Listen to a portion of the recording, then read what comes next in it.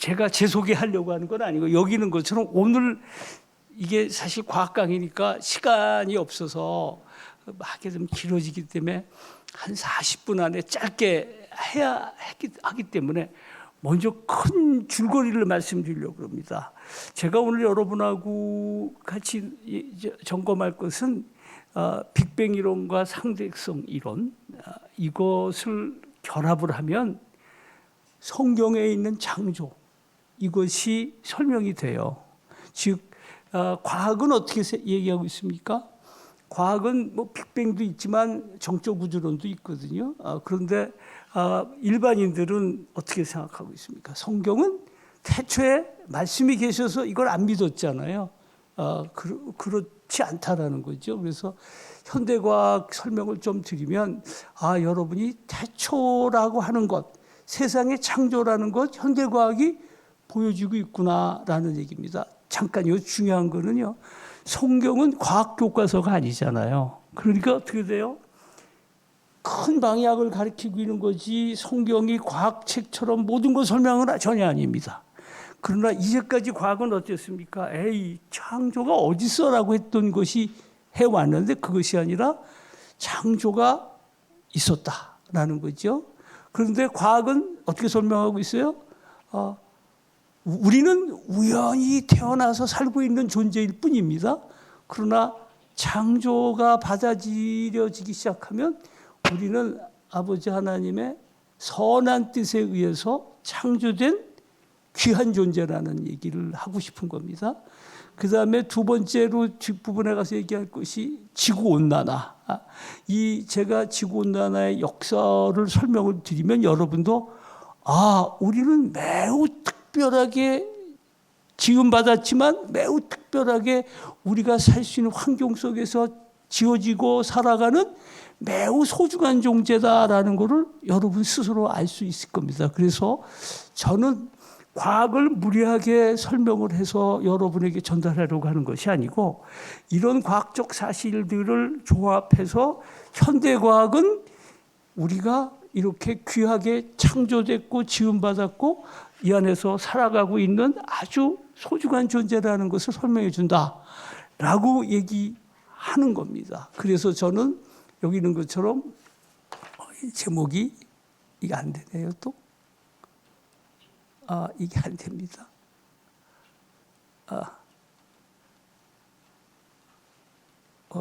이게 제목이 현대과학에 미친 신의 실루엣 이런 제목으로 했습니다. 사실 제가 이걸 책을 쓰고 있어요. 그런데 이제 제가 미리 말씀드리고 싶은 건 교수님, 과학이 인간 우리들에게 하나님으로부터 멀어지게 만들었는데 라고 얘기하잖아요. 그러니까 과학적 사실과 진리라고 얘기하는 것이 성경과 배치되는 것 아니냐라고 알고 계실 거예요. 근데 제가 아니다라고 말씀드리는 것은 여러분이 보통 얘기하는 과학은 고전과학입니다. 그러니까 근대과학이고요. 여러분은 현대과학을 사실 배우지도 않아요. 제가 최근에 이 책을 쓰면서 고등학교 교과서까지 확인했어요. 여러분 상대성 이론 잠깐 배우고요. 양자역학 같은 건 양자역학이라는 게 있다는 거 정도 배우고요. 빅뱅은 잠깐 배우더라고요. 지금 여러분은 고등학교 때 안 배우면 이공계하지 않으면 현대가 안 배우지요. 그러니까 여러분이 알고 있는 과학이라고 하는 얘기는요. 여러분 고등학교 교과서에서 배운 게 전부입니다. 그러니까 그런 과학을 가지고 얘기를 하고 있는 거예요. 근데 공과대학을 가도 마찬가지입니다. 저 같은 경우는 여기 있는 것처럼 오전에 설명했지만 제가 전공이 원자력공학이잖아요. 원자력공학은 현대과학 상대성 이거 안 배우면 공부를 못해요. 저희는 배웠습니다만 기계공학도 안 배웁니다. 토목공학도 이런 거 안 배워요. 그러니까 우리가 여러분이 알고 있는 과학은 전부 근대과학이다. 저는 현대과학을 제대로 이해하고 배우면 하나님의 손길을 느낄 수 있다라고 여러분에게 말씀을 드리는 건데요. 여러분 제 말씀 믿어도 됩니다. 저는 과학자로서 증거 없이 얘기하지 않고요. 제가 얘기하는 모든 것은 여러분이 인터넷 치거나 AI한테 물어보면 다 나옵니다. 제가 어디서 없는 얘기 갖다 하는 게 아니라는 말씀을 먼저 드리면서 오늘 결론이 뭐냐? 우리는 창조주 아버지 하나님으로부터 귀하게 지음받았고, 그리고 이 땅에서 정말 귀하게 우리가 잘 살아갈 수 있도록 특별히 만들어주신 환경 안에서 우리가 행복하게 살고 있다. 이거를 여러분에게 과학적으로 설명해 보겠다. 이런 말씀을 드리고 싶습니다. 그래서 혹시 과학적 논리가 조금 헷갈리시더라도 오늘 시간이 짧으니까 넘어가도 될 것 같습니다.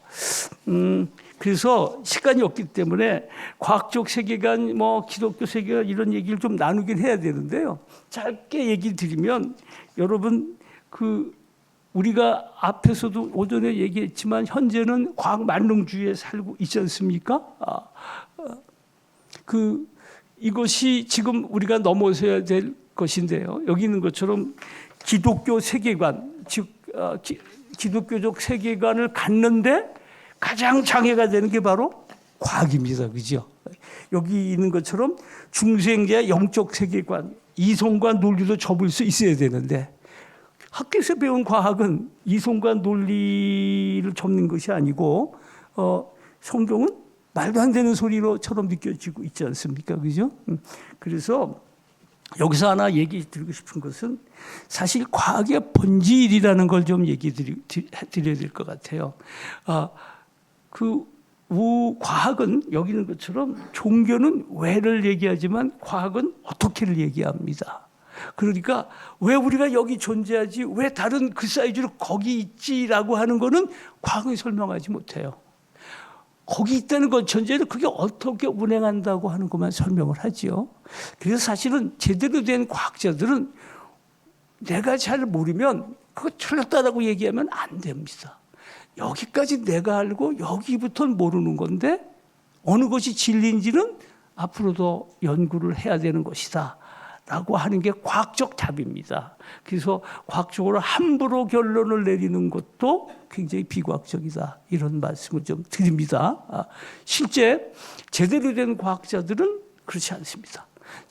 제가 박사과정을 많이 지도를 했는데요. 박사과정 딱 들어오면 제일 먼저 하는 게 뭐냐면요. 자네는 이제부터 자네가 믿고 있는 게 다 틀렸다고 생각을 해야 되네.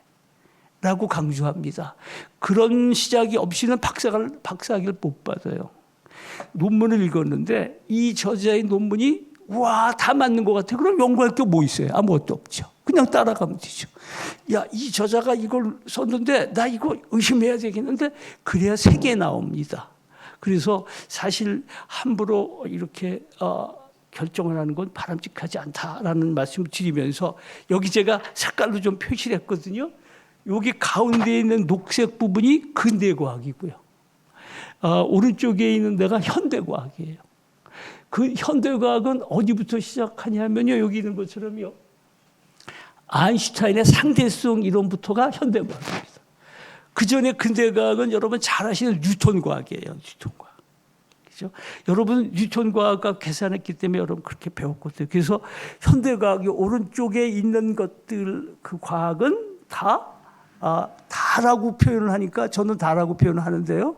여러분은 아직 그렇겠지만 현대과학은 하나님의 존재를 설명할 수 있다. 저는 이거다라고 하는 증거는 아니지만 실루엣처럼 하나님의 모습이 이렇게 느껴지고 보여질 수 있다라는 겁니다. 어디 있는 것처럼 로마서 1장 20절에 있는 말처럼 해서 그 설명을 좀 드리고자 합니다. 어려운 과학 얘기를 하려고 하는 건 전혀 아닙니다. 다만 이건 넘어가겠습니다. 시간이 없어서. 여러분 이제 상대성 이론 얘기를 조금 할 텐데요. 어렵게 생각하지 마시고 그냥 직관적으로 이해하시면 됩니다. 여러분 시간이라는 게 뭐냐라는 것부터 시작을 해야 됩니다. 우리는 하루 24시간 이렇게 딱 알고 있잖아요. 그러면 우리는 시간을 어떻게 얘기를 하고 원데이를 어떻게 설명하냐면 아침에 해가 떠서 해가 지고 다시 해가 뜰 때가 원데이죠. 그게 시간입니다. 그러니까 우리는 시간을 빛으로 한다 그런 얘기죠. 하나 여기서 좀 미리 말씀드릴 것은 여러분 창조과학이라고 들어보셨을 거예요. 그렇죠? 창조과학이 뭡니까? 성경에 있는 걸 거의 글자 그대로 교과서적으로 믿는 것이지요. 창조과학자들은 정말 하루 만에 일주일 만에 세상이 만들어졌다고 설명을 해요. 근데 저는 창조과학회 회원들을 잘 알고 있고 그 만드신 우리 한국창조과학회 김영길 총장님도 굉장히 존경하는 분이지만 그분하고는 이 부분에서 좀 다릅니다. 여러분 이제 창조과학을 하시는 분들은 진짜 세상에 일주일 만에 닷새 만에 만들어 6일 만에 만들었다고 믿는데 이제 그럼 그 시간이라고 하는 걸 설명을 좀 할 필요가 있지 않습니까? 제가 말씀드렸던 것처럼 그러면 완데이라고 하는 거 해가 떠서 졌다가 다시 해가 뜨는데 완데이면 달에서는 완데이가 얼마일까? 여기 있는 것처럼요. 달은 자전주기가 27.3일이에요. 그러면 달에서의 하루는 우리 말로 하면 27.3 곱하기 24시간이죠. 수성은 58일이고요. 금성의 자전주기는 243일입니다. 그러면 내가 우주에 어디 있느냐에 따라서 시간은 하루가 달라지는 거잖아요. 이거를 제가 청자과학자들하고 이렇게 논란을 일으키고 싶지는 않지만 제가 존경하는 분들이지만 하나님이 지구에만 사시는 게 아니잖아요. 우주에 계시잖아요. 그러면 성경의 완데이를 어떻게 받아들일 건가? 저는 완데이라고 믿어요. 그러나 그 완데이는 하나님의 완데이지 내 시계에 있는 완데이가 아니다 라는 말씀으로 드리고 싶습니다. 내가 만약에 화성에 살고 있다면 화성의 완데이는 그 24시간이 아니지 않습니까? 그래서 일단 시간은 하나님의 시간으로 카운트할 거냐 내 시간으로 카운트할 거냐라는 차원에서 나는 창조과학 하시는 분이 내 시간으로 카운트하는 하나님의 시간은 좀 잘못된 거다 이런 말씀을 먼저 드립니다. 그래서 시간이라고 하는 걸 이렇게 이해를 하고 나면요. 그러면 시간은 절대적이야 상대적이야 라고 묻는 질문이 나옵니다.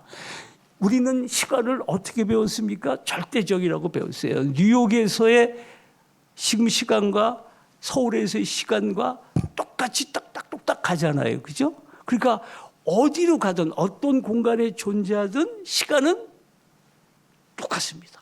이 경우 우리가 절대적이라고 하죠. 내가 어디에 위치에 상관없이 똑딱똑딱 가니까 시간은 절대적이다라고 얘기를 했었는데 이거를 아니야.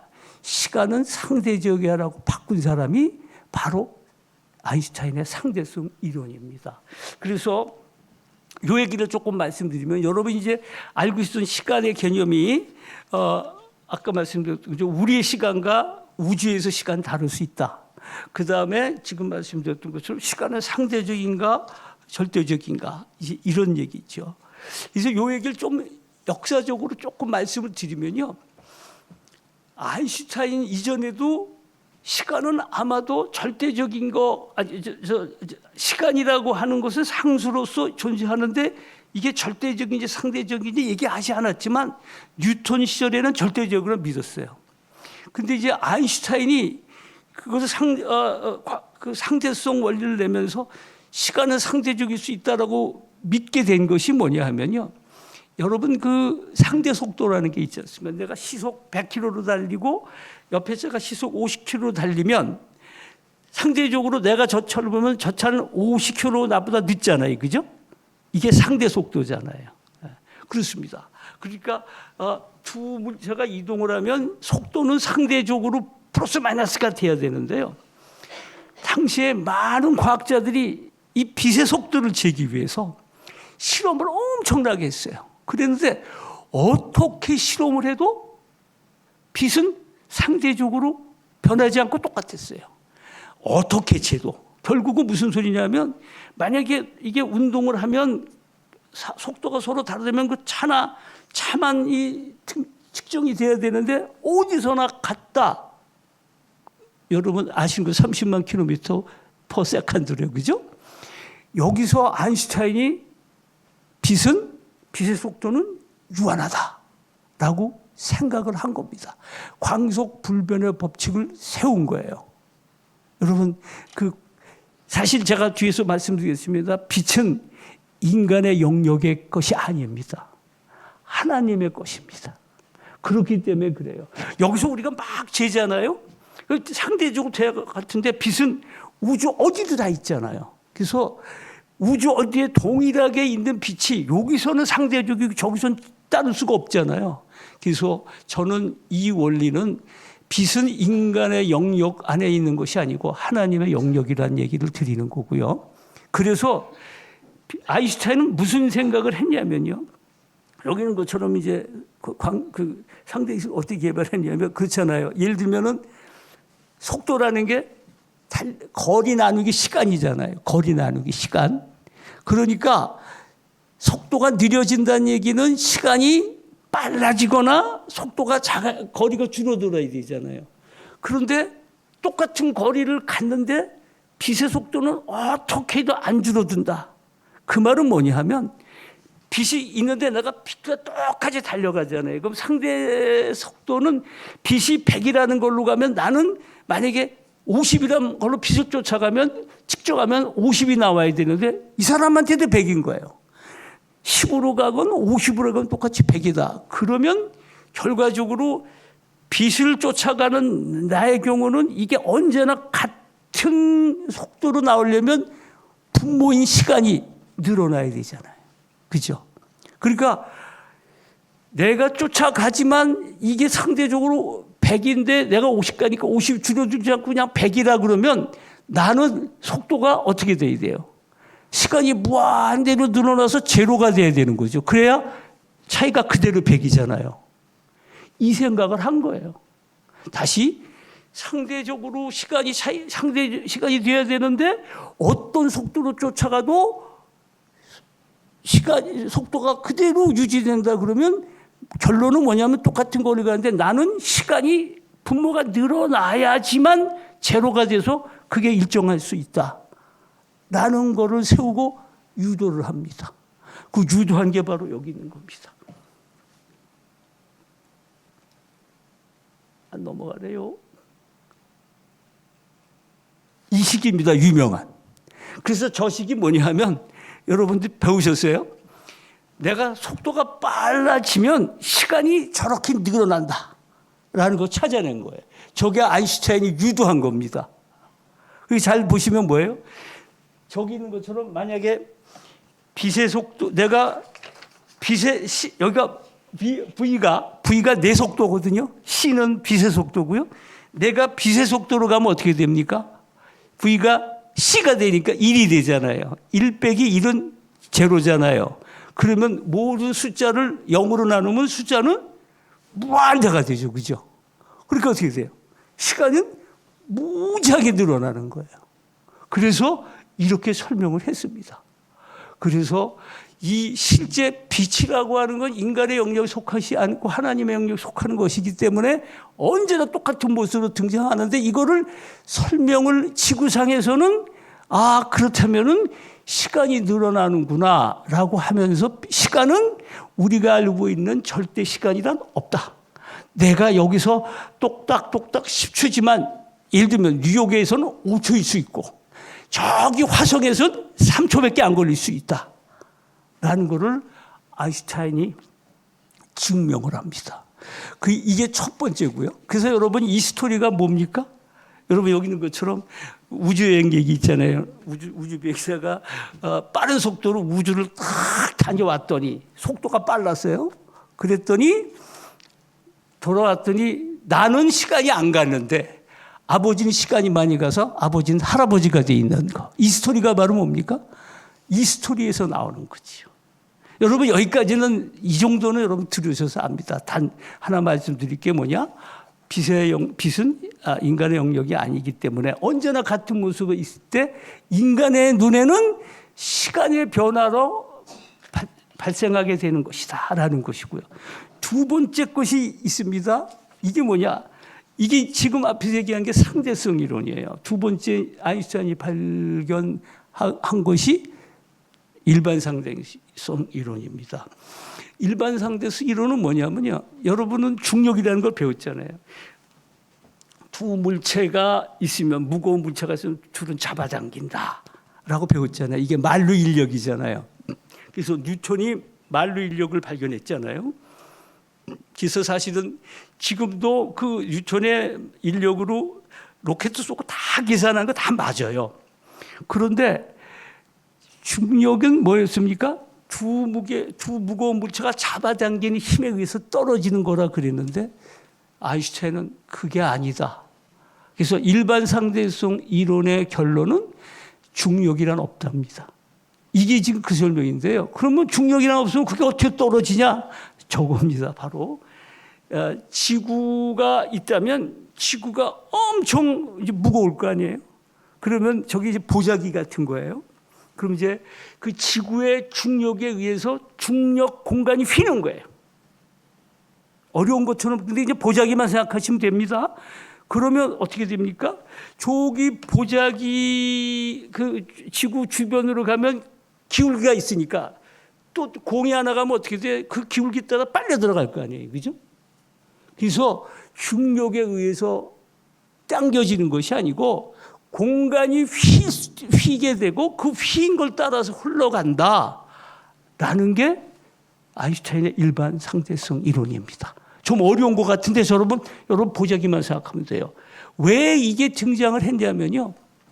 여러분 그 중력 얘기는 무게가 있어야 되잖아요. 그런데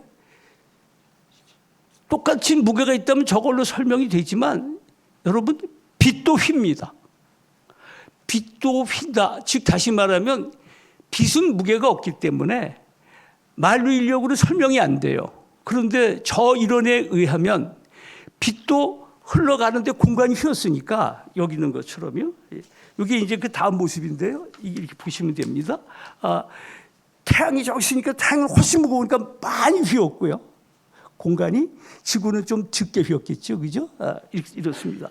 그런데 이겁니다. 그러면 공간이 휘었기 때문에 가다 보면 이게 기울기로 빨려가니까 예를 들면 빛은 똑바로 가는 거하고 휜 공간을 가는 거라면 여기 이만큼 가지만 여기 이렇게 가니까 빛의 속도는 일정하다면 여기는 10초에 가겠지만 여기는 이렇게 되면 길이가 길어졌으니까 15초가 걸리잖아요.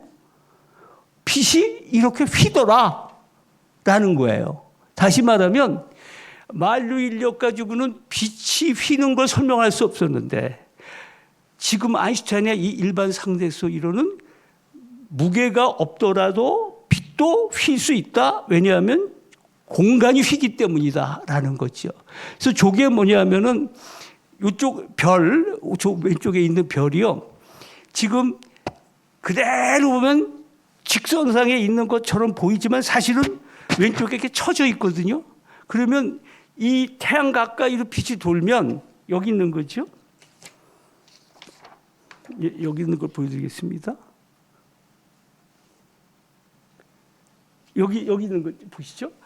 똑같이 휘었는데 멀리는 이 휜 정도가 약하니까 거의 직선이고 가까우면 가까울수록 곡선이 크니까 시간이 더 걸릴 거 아니에요. 그죠? 이 차이를 가지고 아인슈타인이 이렇게 제안을 했는데요. 이거를 실제 측정을 합니다. 1919년에 이 일식을 통해서 빛이 휘는 거를 측정을 해서 아인슈타인의 시공간이 맞다라고 증명을 합니다. 결국 여러분 근대과학은 뉴턴의 만루 이렇게 설명하지만 현대과학은 어떻게 돼요? 중력은 없답니다. 일반 상대성 이론에 의해서 공간이 휘어있기 때문이다라고 얘기를 하는 겁니다. 자, 그럼 여러분 이제 짧게 좀 얘기를 하면 뭘까요? 결론이 이제까지는 우리 빛은 절대적이었는데 아니야.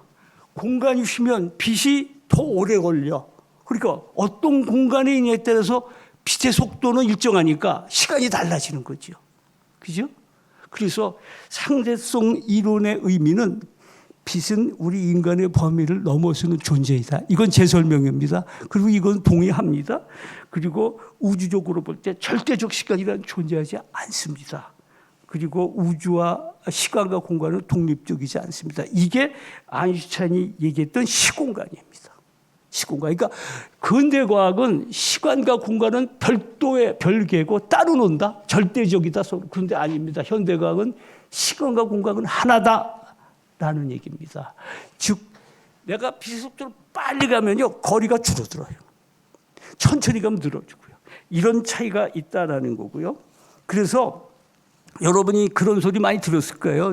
조금 과학적으로 관심 있는 분은 빛은 블랙홀은 빛도 빨아들인다 그러잖아요. 빛도 빨아들인다 그래요. 그러니까 무슨 얘기냐면요. 블랙홀이라는 건 무게가 엄청 무거운, 태양보다 훨씬 무거운 거에서 공간이 휘었잖아요. 그러니까 이게 가다가 그 기울기에 따라서 빛이 빨려 들어가면 뺑뺑뺑뺑 돌고 못 나와요. 그러니까 어떻게 돼요? 거기 가면 시간은 흐르지 않습니다. 못 빠져나오니까요. 그러니까 시간은 흐르지 않는다. 이런 얘기죠. 그러니까 지금 우주 안에 블랙홀들이 있지 않습니까? 바로 이겁니다. 그래서 여기서 하나 등장하는 게 뭐냐 하면요. 이 재미있는 얘기인데요.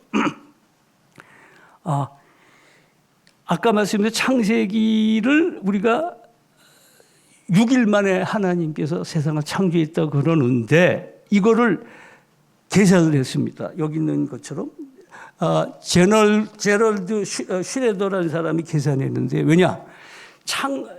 창조 초반에는 별들이 다 모여 있으니까 무게가 굉장히 무거웠을 거 아닙니까? 그러니까 공간이 많이 휘어 있었잖아요. 그럼 거기는 빛이 들어갔다가 못 나고 뺑뺑뺑뺑 돌고 나올 거 아니에요? 이 뺑뺑뺑뺑 돌고 나오는 게 6일이었다면 이걸 우리의 지금의 시계로 따지면 150억 년이다라고 해석을 합니다. 그러니까 이건 또 다른 해석이 있지만 창조과학자들이 진짜 6일 만에 창조했어라고 하는 것이 아니고 우리 인간의 스케일로는 150억 년이었지만 하나님의 스케일은 6일이었던 거죠. 잠깐 여기서 우리가 뭐라 그럽니까? 아버지 하나님한테 시간이라는 게 존재하지 않잖아요. 영원하잖아요. 그죠? 그거를 인간이 원데이, 투데이로 설명하는 것 자체가 난센스고요. 이렇게 현대과학으로 설명하는 게 더 과학적이고 맞다고 저는 생각합니다. 잠깐 여러분 가만히 있어보세요. 이 상대성 이론 이거 정말로 그런 거 맞아요? 어떤 분은 그렇게 묻는데 실제 여러분이 몰라서 그렇죠. 상대성 이론 지금 여러분 속에 살고 있습니다. 여러분 핸드폰 시계 다 GPS 있잖아요. 이 GPS 얘기가 있죠. GPS 위성이 우리 위치를 알려주잖아요. 그죠? GPS 위성이 지금 2만 킬로미터 상공에서 약 14,000km/h로 돌고 있어요. 우리 주위를. 그럼 어떨까요? 아까 얘기했던 것처럼 지구는 가운데 지구로부터 2만 피트 상공에 있으니까 여기는 공간이 덜 휘었겠죠. 여기는 가까이 우리는 많이 휜 곳에 살고 있고요. 지구 표면은 많이 휘었고 여기는 짙게 휘었잖아요. 그러니까 여기는 시간이 어떻게 돼요? 천천히 흐릅니다. 실제로. 그래서 일반 상대성 이론에 의하면 시간이 45 마이크로세컨드 더 여기가 빠릅니다. 저기가 빠릅니다. 저기가. 그 다음에 또 하나는 뭐냐면 특수상대성 이론은 뭡니까? 아까 속도가 나면은 빛의 속도까지는 안 돼도 속도가 빨라지면은 기본적으로 어떻게 돼? 시간이 늘어진다 그랬잖아요. 그걸 계산하면 약 7 마이크로세컨드. 이 마이크로가 10의 마이너스 6승이죠. 0.000. 그래서 여러분 GPS 위성은요. 7 마이크로세컨드 느리고 45 마이크로세컨드 빨라서 평균 하루에 38 마이크로세컨드 빠릅니다. 그 말은 뭐냐면요. 여러분 오차가 하루에 10km 난다는 얘기예요. 그래서 GPS는요. 위성은 계속 이가 시간을 보정해 주고 있어요. 여러분에게. 그러니까 여러분은 믿건 그걸 느끼건 못 느끼건 일반 상대성 이론 속에 살고 있고요. 이게 맞습니다. 그러니까 저 뭐 공간이 휘었어? 뭐 이런 얘기 하시는데 휘어 있습니다. 이게 현대과학입니다. 그리고 여러분 최근에 중력파 가지고 노벨상 받았잖아요. 공간이 휘었기 때문에 무슨 문제가 되면 소위 말하는 보자기 탁 터는 것처럼 공간이 털어요. 그래서 중력파의 존재가 있다라고 증명이 돼서 이번에 노벨상 받았죠. 그러니까 여러분 하나 배우신 거 생각하시면 됩니다. 만일력 중력은 없다. 그 말씀을 하나 드리고요. 이거니까 뭐라 그랬습니까? 시간과 공간은 절대적이지 않고 서로 관계가 있다라는 얘기죠. 그러면 짧게 그 다음에 얘기할 것이 바로 빅뱅입니다. 여러분도 빅뱅을 교과서에 젊은 분들은 배우는데 예전에 우리는 안 배웠어요. 그렇죠? 빅뱅이론은 뭡니까? 지금 이렇게 우주가 있지만 우주의 시작이 있다라는 거죠. 시작이, 그죠? 시작. 그래서 이 우주론 얘기도 좀 말씀 좀 드리면요. 언제까지 인간은 이 우주는 변하지 않았다고 생각했냐면요. 1940년대까지도 인간이 살고 있는 수명은 기껏해야 몇십 년이었기 때문에 그 긴 우주 안에서 짧은 시간 살기 때문에 언제나 똑같았기 때문에 그 우주는 변하지 않는다. 정적 우주론이었습니다. 아인슈타인도 정적 우주론을 믿었습니다. 처음엔. 그 우주는 그대로 태초부터 그대로 있었어. 그러니까 어떻게 돼요? 과학적으로 무슨 천지 창조가 어디 있어? 과학적으로 옛날부터 모든 과학이 다 우주는 옛날부터 이랬다고 그러는 건데 라고 얘기했던 겁니다. 그렇게 얘기했습니다. 그러니까 아인슈타인조차도 우주는 시작이 있는지 없지 모르겠지만 처음부터 끝까지 이 상태였어 라고 믿었거든요. 근데 성경은 아니야. 태초가 있어서 얘기했잖아요. 그랬는데 이 태초가 소위 말하면 증명이 되기 시작합니다. 즉 여기 있는 것처럼 1940년대 빅뱅 이론에 의해서 우주가 한 점에서 뱅 하고 터져서 지금 우주가 만들어진 거다 이렇게 배웠잖아요. 이게 빅뱅 이론입니다. 이거 여러분 일부는 우리 시니어들은 그거 뭐 그냥 썰 아니야? 설 아닙니다. 이건 노벨상을 2개나 받았습니다. 여기 있는 게. 그래서 이건 현대과학이 입증한 겁니다. 빅뱅.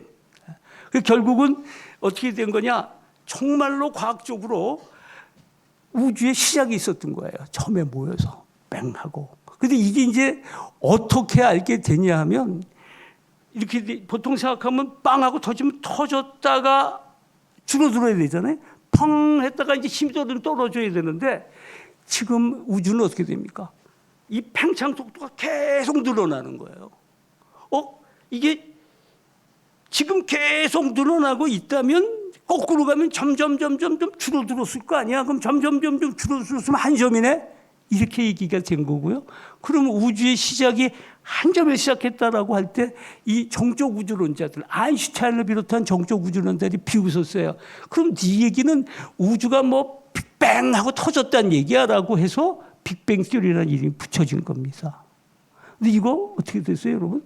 말씀드렸던 것처럼 지금은 정설입니다. 설 아닙니다. 노벨상은 함부로 안 줍니다. 그죠? 네. 이게 2개가 증거입니다. 그래서 지금 말씀드리려고 하는 것이 짧게 넘어가겠습니다. 무슨 얘기입니까? 자, 현대과학이 빅뱅이 있어서 태초의 시작이 어느 쯤에서 빵 터졌어. 그랬는데 아까 뭐라 했습니까? 상대에서 이론은 시간과 공간은 독립적이지 않고 서로 연결되어 있다. 그랬잖아요. 자, 여러분 우주가 짝으로서 작아져가지고 공간이 이렇게 작아진 거예요. 그러면 이 공간이 없으면 아인슈타인의 상대성에 의하면 시간은 정의가 됩니까? 안 됩니까? 안 되죠. 공간이 없는데 무슨 시간이 정의가 돼요? 빅뱅에서 공간이 딱 열려야 시간이 카운트되기 시작한 겁니다. 즉 창조가 있었고 태초가 있었던 거죠. 이게 창세기를 설명하는 빅뱅 이론과 상대성 이론입니다. 잠깐 여기서 말씀드렸던 것처럼 빅뱅 이론에 대해서 여러 가지 얘기하는 분들이 계세요. 좀 틀린 것 같다. 물론이죠. 성경은 과학 교과서가 아니라 그랬잖아요. 다만 거시적으로 보면 태초라는 게 존재했고 시작이 있었다는 거고요. 그것은 그 시작이야말로 그때부터 시간이 시작된다는 얘기죠. 이걸 절대적인 거랑 얘기를 한다면 이렇게 얘기할 수 있어요. 저도 안 믿던 시절에는 가끔씩 그 기독교 신자들한테 비판하는 질문했을 때 그래 네 말처럼 태초가 있었다고 하자. 그럼 그 태초보다 1초 전은 몇이야?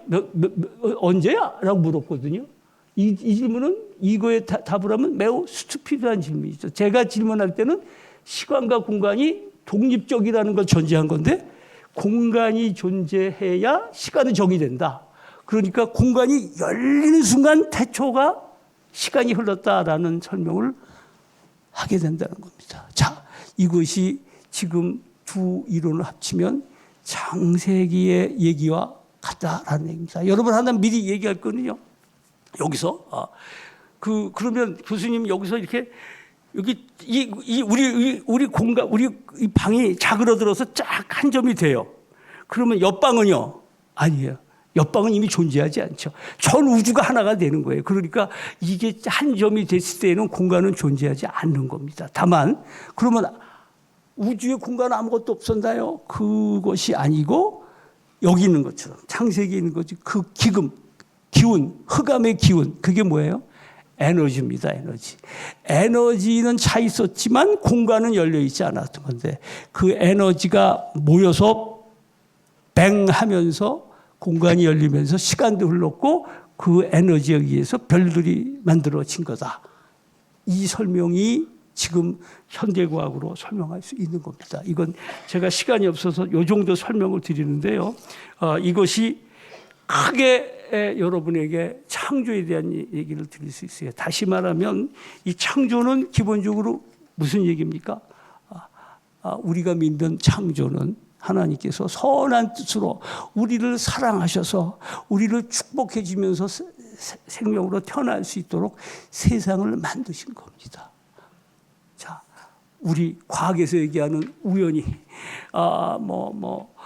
아메바가 되고 그래서 이게 단백질이 만들어지고 우연히 해서 여러분이 만들어진 게 아니다. 처음부터 지음을 받은 존재다라는 얘기를 하나 말씀드리고요. 그다음에 여기서도 이제 요건 이죠. 빅뱅으로부터 공간이 열리면 시간이 시작됐다. 태초다라는 말씀을 좀 드리고요. 그다음에 하나 좀 말씀드릴 게 지구온난화의 역설입니다. 우리의 존재도 그럼 우연인가? 그렇지 않다라는 말씀을 좀 드립니다. 우주는 뜨거워지고 있죠. 여러분 뜨거워지고 있는데 이런 언론 많이 보셨어요?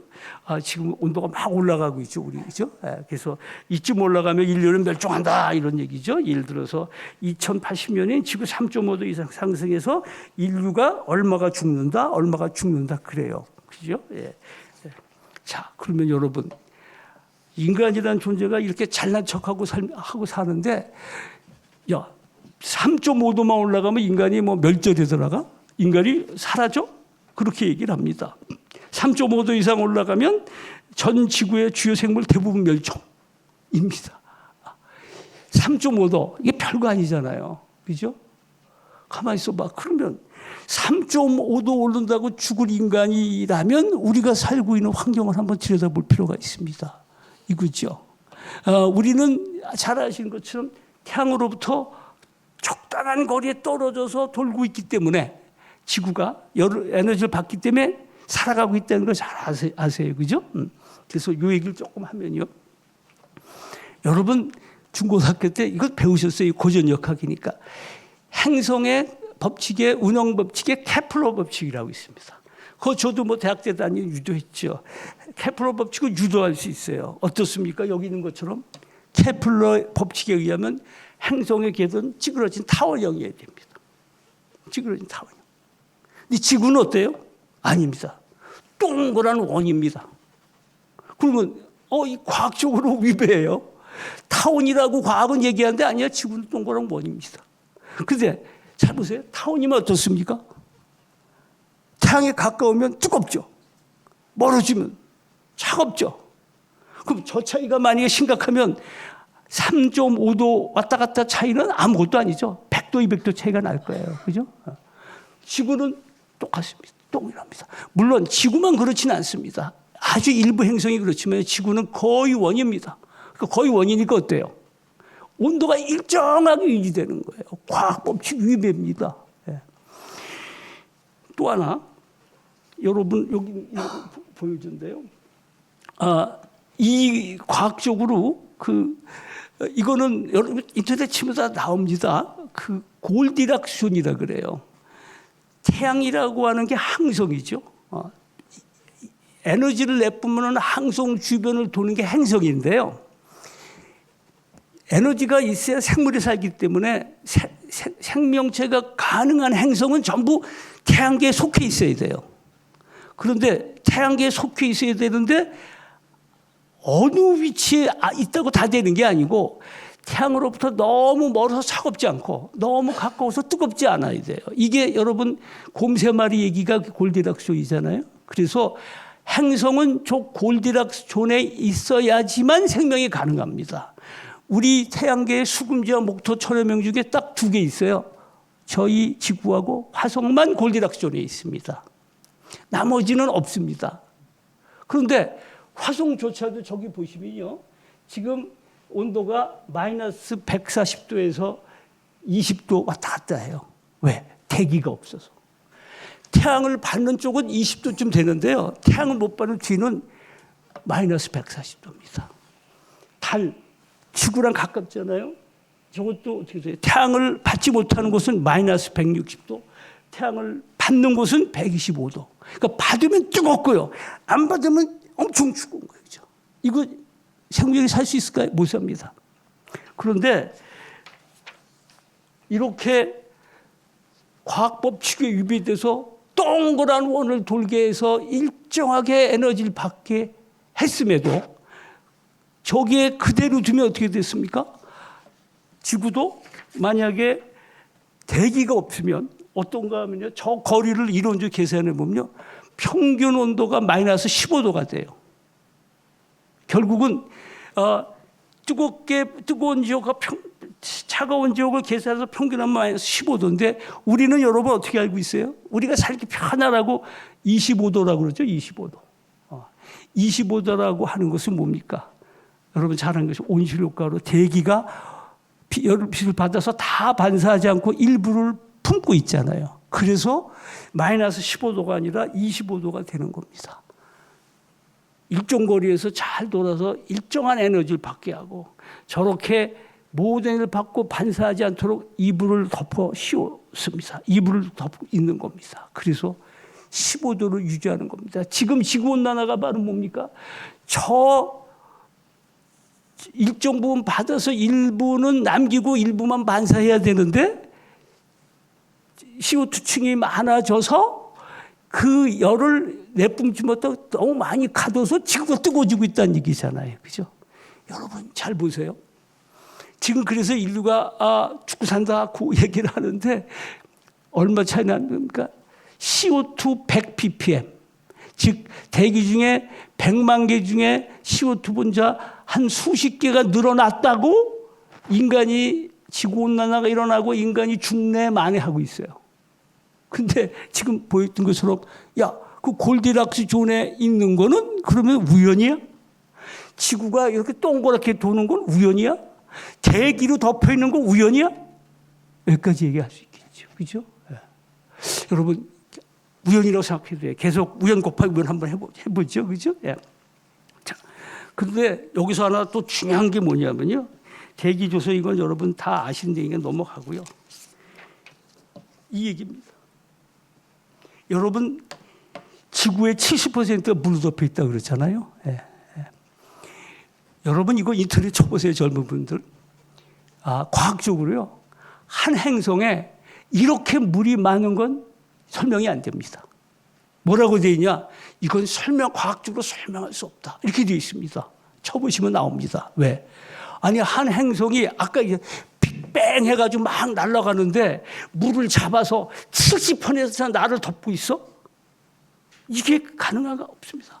그래서 지금 여러분 잘 보시면 뭐 우주 생명체 찾는다고 그러고 뭐 탐사선을 보낸 다음에 뭐 물을 발견했느니 물을 발견했을지도 이런 소리 하잖아요. 그죠? 물이 없으면 생명이 살 수 없습니다. 그래서 물은 생명을 품는 그 그 소위 말하면 물질입니다. 그 물질이 저렇게 많이 70% 쌓여 있다. 화성도 어떻습니까? 없습니다. 아예. 달도 아예 없죠. 그죠? 이렇게 쌓여 있다. 이거 과학적으로 설명이 안 됩니다. 과학적으로 위배하기 위해 하는 그 설명이 안 된다. 이런 얘기를 하는데요. 그러면 여러분, 물은 어떤 존재인가? 이건 뭐 어려운 과학도 아닙니다. 자, 여러분 잘 아시는 것처럼요. 여러분은 어떻게 돼요? 모든 물질이 기체였다가 액체가 되고 액체였다가 고체가 되면 밀도가 커지죠. 그래서 기체, 액체, 제일 무거운 게 고체잖아요. 그러니까 액체가 고체가 되면 무거우니까 어떻게 돼요? 깔아앉아야 돼요. 그죠? 근데 물은 반대입니다. 여러분 잘 아시잖아요. 사도가 가장 무겁고요. 얼음이 되면 가벼워져요. 이거 그냥 여러분이 웃어넘길 일이 아닙니다. 그래요. 물이 70%가 있어요. 좋습니다. 그런데 물이 성질이 다른 물질처럼 고체가 되면 무거워지면 어떻습니까? 추워서 얼음이 얼었어요. 그죠? 그러면 얼음이 무거우면 밑으로 내려가겠죠. 바다 밑으로. 그러면 무거운 게 들어가고 빛이 난다고 하니까 점점 차가워지겠죠. 그럼 어떻게 돼요? 밑에서부터 얼음이 차가지고 물은 존재하지 않고 다 얼어버립니다. 지구상에서 이처럼 이게 반대의 물질은 없습니다.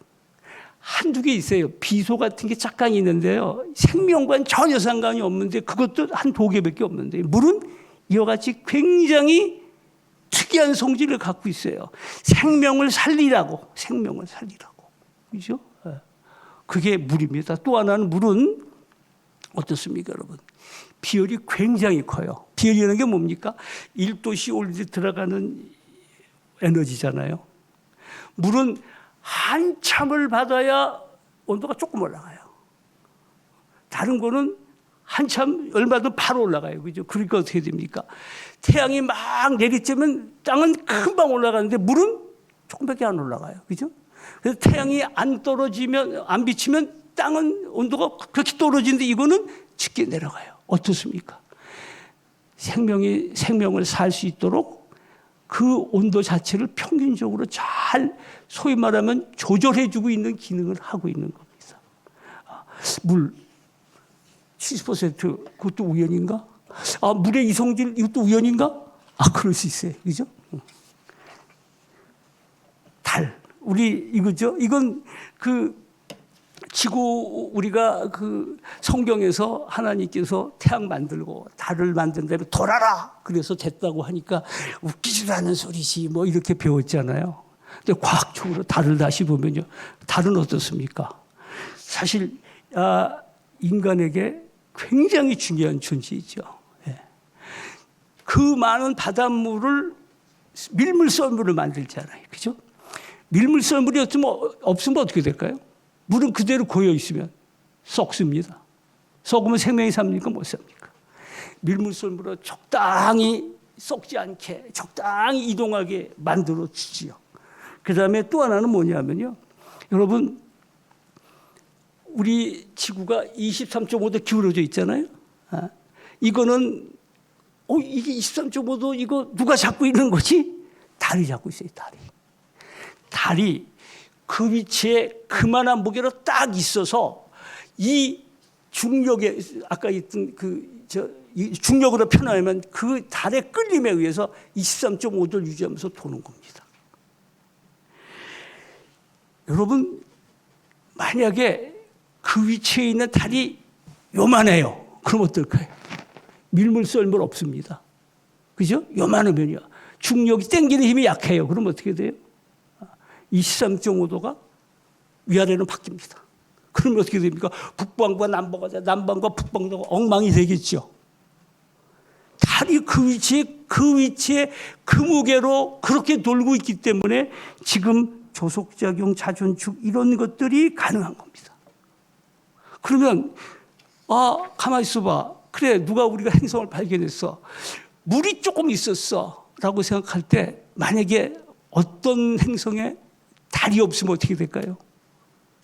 생명이 살기 어렵습니다. 바로 이게 그겁니다. 화성에도 달이 있습니다. 두 개 있는데 여기 있는 것처럼 감자같이 조그매요. 여기는 우리 지구에 대한 약 반경이 지름이 3,400km인데 이건 조그매요. 그러니까 어떻게 했습니까? 화성에 아예 물이 없으니까 밀물 썰물은 없지만 이게 너무 작아서요. 화성은 이 자전축이 지 맘대로 움직여요. 지 맘대로. 그래서 아까 얘기했던 것처럼 화성은 아까 마이너스 100 몇 도에서 20도잖아요. 이게 어느 날은 뒤집어져서 얘가 마이너스 160도 얘가 20도였다가 또 어느 날은 이게 또 뒤집어져 가고 얘가 마이너스 140도 20도가 되는 거예요. 생명이 살겠습니까? 못 삽니다. 그러니까 화성은 골디락스 존에 있는데요. 물이 없어요. 그죠? 그 다음에 달도 없어요. 그러니까 어떻게 돼요? 없는 겁니다. 그러니까 그럼 화성 어떨까요? 우리 지구보다 작습니다. 제가 여기 사실 그냥 넘어가는데 시간이 없어서 조금만 설명드리겠습니다. 잘 보십시오. 대기가 CO2예요. 그 다음에 온도가 저래요. 그죠? 그리고 압력이 0.063 기압이니까 우리는 1기압이잖아요. 0.063이잖아요. 어떻게 돼요? 작아서요. 대기를 잡지 못합니다. 우리 지구 사이즈가 이 정도 되니까 그 소위 말하면 잡아당긴 힘으로 물을 갖고 있을 수 있는 거예요. 화성은요 작아요. 그래서 이걸 물 분자를 설사 있었다 하더라도 잡아당길 능력이 없어 다 날아가 버렸어요. 그러면 아까 얘기했던 물이 그만큼 있으려면은 누군가 갖다 부어주기만 하면 되느냐? 아니에요. 갖다 부어주더라도 그거를 지가 스스로 잡고 있을 중력의 힘을 갖고 있어야 돼요. 화성이 그게 없어요. 그리고 0.063도면 기본적으로 어떻습니까, 여러분? 제가 여기 본 것처럼요. 여러분 다 배웠죠? 고등학교 때, 중고등학교 때. 우리가 물은 0도씨에서 얼고 100도씨에서 끓잖아요. 근데 이거 배우셨죠? 높은 산에 올라가면 압력이 떨어져서 밥이 설익는다고, 그죠? 저게 그 다이아그램이에요. 쭉 내려가면 어떻게 돼요? 압력이 떨어지면 0도씨에서 얼고 100도씨에 끓는 게 아니라 점점 내려서 0도씨보다 높은 데서 얼고 높고 100도씨보다 낮은 데서 가는데 점점 떨어지면 졸로 가는 거예요. 저게 0.006이잖아요. 그게 바로 화성의 압력이에요. 화성의 대기압이에요. 화성은 물이 존재할 수 있어요, 없어요? 과학적으로 못합니다. 그런데 인간은 거기 물 찾는다고 엄청 돈을 쓰고 있죠. 존재한다면 얼음일 수 있는데 얼음은 생명을 품을 수 없습니다. 자, 이런 것들 제가 설명을 드렸는데요. 예. 또 하나 그냥 짧게만 말씀드리면요. 우리가 우주 안에 지구가 이렇게 존재하죠. 예. 이게 우리가 얘기하는 은하수입니다. 지구의 위치가 저 은하수에 가까이 가면 방사선이 엄청 높아서 우리 다 방사선 맞아 죽습니다. 네. 그걸 다 적당한 위치에 있고요. 지금 저기 있는 것처럼. 그 다음에 빅뱅 띠오리 자체도요. 여러분 그냥 뺑 하고 터지면 다 우주가 되는 아닙니다. 이거는 여러분 그 영국 과학자 있죠, 호킹스, 그죠? 네. 그분은 기독교 신자 안에 신앙이 없는 사람인데요. 그 호킹스가 계산을 했어요. 저기 있는 것처럼 뭐라고요? 이 빅뱅의 우주 팽창 속도가 1000억 분의 1초 늦었다면 우주는 다시 찌그러졌을 것이며 100만 분의 1 정도 더 빨랐다면 별의 행성이 모지 않고 다 흩어져서 안 만들어졌을 것이다. 이겁니다. 그러면 100억, 1000억 분의 1 빠르고 100만 분의 1 느리고 뭐 이 차이. 이 차이는 인간이 여러분 확률로 계산할 수 있는 차이인가요? 없잖아요. 가만히 있어봐. 그럼 이것도 우연이야? 그래요. 우연이라고 얘기할 수 있을까요? 네. 지금 이런 것들을 제가 여러분에게 말씀드리지 않을 수 없습니다. 지금 제가 들은 몇 가지 예, 더 많이 있습니다. 제가 그걸 정리하고 있는데요. 보세요. 골디락스 존. 그죠? 여러분, 그러면 이제 하나 얘기하는 게, 그러면 교수님 뭐 요즘 많이 얘기하는 생명체 찾는 거 얘기하고 있는데 그런 별이 또 있지 않겠습니까? 뭐 이렇게 생각할 수도 있어요. 저는 이거에 대해서는 제가 이따부터 답을 할 생각은 없고 여러분이 한번 생각해 보시라고 하는 건데요. 이게 드레이크 방정식이라는 게 있습니다. 그래서 이 드레이크 방정식은 아니야, 인간은 별거 아니고 그래서 그 많은 우주 속에서 인간처럼 우리 지구처럼 할 수 있는 생존할 수 있는 확률이 있어 하면서 그걸 계산한 게 드레이크 방정식입니다. 이것에 의하면 우리 지구 같은 별이 우주에 몇 개는 있을까 적어도 라는 계산이거든요. 여러분 여기서 있는 거 잘 보시면 여기 N2 저게 뭡니까? 항성의 행성을 가진 경우에 생명 존재 가능 영역의 행성수입니다. 지금 제가 이런 얘기를 했죠. 거기에 그렇게 존재하더라도 물이 있어야 되고 달이 있어야 되고 뭐 다 설명했잖아요. 그죠? 그러면 이 만약에 N2가 무지하게 많다면 그래 그 우연히 확률 계산해서 하면은 뭐 몇 개는 나오지 않겠소라고 얘기할 텐데 지금 현재까지 밝혀진 요 N2가 몇 개인 줄 아십니까? 5천 개에서 1만 개밖에 안 돼요. 5천 개에서 1만 개. 그리고 여러분 우리 태양계 수금, 지화, 목토, 천여명 중에 지구하고 화성만 땅이고 돌이고요. 목성, 토성은 뭐예요? 기체입니다. 기체. 땅이 아니에요. 그래서 재밌게도 천문학적으로 골디락스 존에 우리 지구와 같은 땅이 존재하는 그 확률은 100분의 1입니다. 그러면 10,000개 찾았다고 칩시다. 10,000개 중에 100개만 지구와 같은 입장인 겁니다. 거기에 뭘 곱해요? 저거 곱하면 어떻게 돼요? 0.0000 이렇게 나옵니다. 저는 그래서 과학자들 그 우주 생명 찾는다고 쓰는 돈 정말 우리 하나님 사에게 쓰자. 쓸데없는 짓 하지 말고 이렇게 얘기하고 싶을 정도입니다. 이게 과학적 계산이거든요. 여러분 이제 결론을 맺겠습니다. 좀 시간이 지났는데요. 지금 말씀드렸던 것처럼 여러분 혹시 3.5토만 올라가도 공멸하는 지구인데 지구 대기의 이산화탄소가 200 ppm 올랐다고 그래서 이렇게 중래산에 인류가 멸종하는데 지금 제가 설명드린 이 과학적 사실들을 들여다볼 때 만약에 여기서 하나라도 흐트러짐이 있다면 3.5도는커녕 35도, 350도 왔다 갔다 할 겁니다. 그죠? 지금 이산화탄소 200 ppm 가지고 난리가 나는데 화성은 어때요?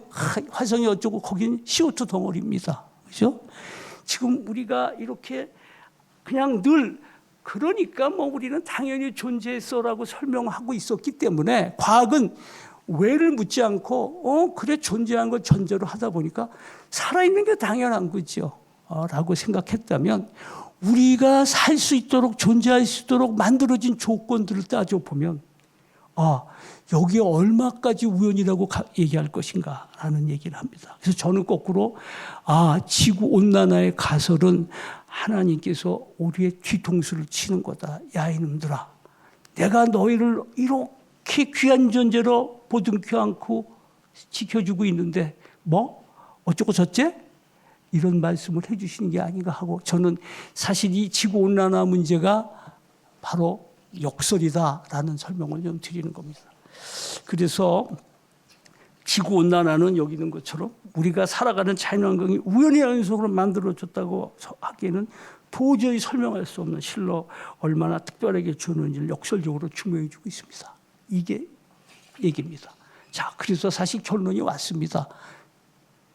선한 뜻에 의해서 우리는 지음받았고, 그죠? 그 지어주신 우리를 이와 같이 이런 환경에 살 수 있도록 보듬어 주시고 계시다. 여러분 한 분 한 분이 얼마나 소중하고 귀한 존재인지를 과학적으로 여러분에게 설명을 해드렸습니다. 또 하나 여기서 마지막으로 얘기하고 싶은 것이요. 저도 과학을 하지만 사실 아까 말씀드린 과학 중에서 저희가 하는 원자력 공학은 뭐 양자역학도 배우고 별거 다 배웁니다. 핵물리도 배우고요. 여러분 뭐 영화에 그 뭐죠? 핵물질 달았던 그런 영화 우리는 다 그냥 쉽게 다 풉니다. 그런데 제가 공부를 하면 할수록 한계를 느끼는 거예요. 여기 있는 것처럼 우리가 볼 수 있는 가시광선의 범위는 저기서 저거예요. 듣는 소리도 저기서 저거예요. 우리가 알 수 있는 건 여기서 요거예요. 요거를 가지고 세상을 전부 논할 수 있다. 과학적으로 그거 성경은 틀렸다. 그건 사실이 아니다라고 주장하는 것 자체가 이건 매우 겸손하지 못한 짓이다라는 생각을 합니다. 그래서 지금 우리가 마지막으로 우리가 보지도 못하고 듣지도 못하고 마지막은 안 나오네요. 네, 여기 있네요. 우리가 보지도 못하고 듣지도 못하고 잘 알지도 못하는 저 너머의 세계를 우리가 과학을 통해서 현대과학을 통해서 느낄 수 있다면 그 속에 비친 신의 손길, 우리를 향해서 끊임없이 지우시고 지켜주시고 축복 주시는 하나님의 손길, 그거를 느낄 수 있지 않을까. 그래서 저는 하나님의 그림자, 옅은 그림자, 그래서 신의 실루엣이라는 표현을 쓰고 있고요. 제가 지금 이 책을 정리를 하고 있습니다. 올해 내에는 꼭 내려고 바빠서 못했는데 여러분께 도움이 됐으면 하고요. 제가 이 책을 쓰는 이유는요, 이런 설명을 드리는 이유는요, 과학적으로 성경이 맞다는 걸 증명하려고 하는 게 아닙니다. 사실 우리들도 과학적으로 내가 배운 거하고 너무 달라서 하면서 그건 몰라도 돼 넘어가죠. 그죠? 지금 심지어는 어떻게 돼요? 창조론과 진화론의 싸움에서 많은 데가 어떻게 됩니까? 진화론적 창조론, 창조론부터 이런 소리 하잖아요. 그죠? 그러니까 이 믹싱이 되고 있는 거예요. 하나님 제일 싫어하는 게 뜨겁지도 않고 차갑지도 않고, 그죠? 혼합주의. 이게 좀 횡행하거든요. 가톨릭은 진화론을 반박하지 않습니다. 그래서 저는 말씀드리고 싶은 것이 뭐냐. 이 제가 설명하는 것으로 성경을 증명하려고 하는 것이 아니고 내가 하나님께 다가가는 문턱을 낮출 수 있지 않을까. 그래서 저는 이걸 신앙 교재로 쓰는 게 아니고요. 일반을 위한 현대 교양 과학책으로 쓰고 있습니다. 그래서 많은 사람들 이걸 보고 하나님께 다가가는 문턱을 좀 낮출 수 있지 않을까. 그다음에 우리 기독교 신자들도 이것 때문에 속에서 계속 일어나는 의문들을 조금은 잠재울 수 있지 않을까. 이제 그런 뜻에서 이런 강의도 좀 기회가 되면 하고 있고요. 책도 쓰고 있습니다. 여러분에게도 도움이 됐으면 좋겠습니다. 감사합니다. 예.